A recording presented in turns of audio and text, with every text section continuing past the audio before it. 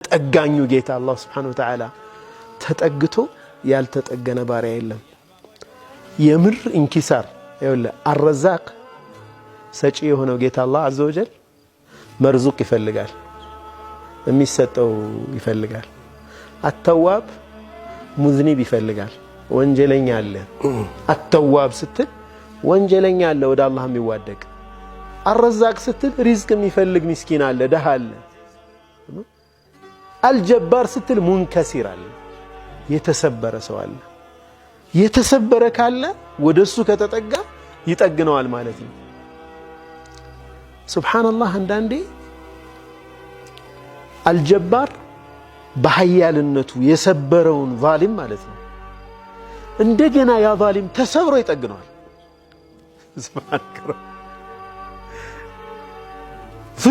ዙልም ሰርቷል ተሰበረ ከዛ ወደ አላህ ደግሞ ስብር ብሎ ተመለሰ እዛ ይጠግነዋል አላህ